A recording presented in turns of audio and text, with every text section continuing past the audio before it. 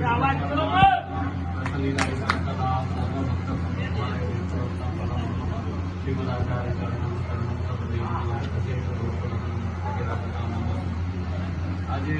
મંગલ અવસર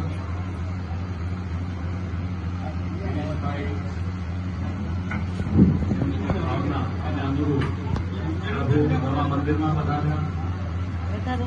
રઘુનું નામ પણ ખૂબ જ સુંદર વ્રજ વિહાર.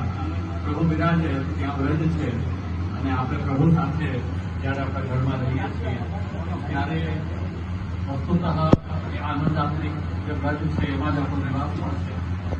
આજે તમામ શ્રી વૈષ્ણવની પણ વિશિષ્ટ ઉપસ્થિતિ, ખૂબ સત્સંગનો સુંદર ક્રમ છે.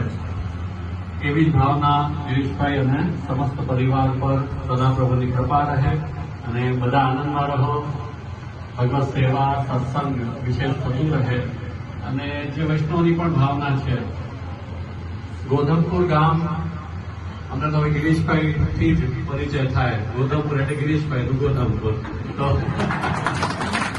ઘણા વૈષ્ણવના નામે ઘણા બધા ગામોથી આપણે પરિચિત થતા હોઈએ. તો એવી ભાવના એમની પણ ખૂબ જ છે.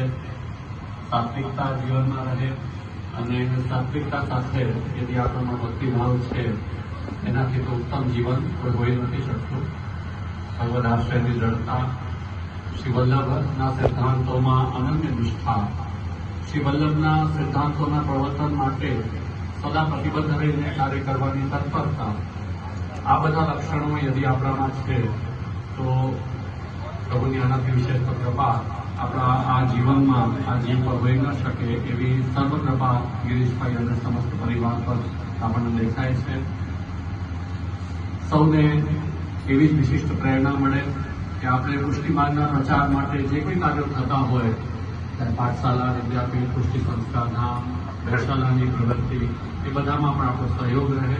આપણા ઘરમાં વૈષ્ણવતાનું વાતાવરણ હોય, ભગવદ આશ્રયની દ્રઢતા હોય, સત્સંગ, કીર્તન, શ્રી વલ્લભના ગ્રંથોનો પાઠ નિયમિત થતો હોય, પાઠશાળા ચાલતી હોય, આપણા ઘરમાં ચાલતી હોય, અન્યત્ર ચાલતી હોય, એમાં આપણો સહયોગ હોય.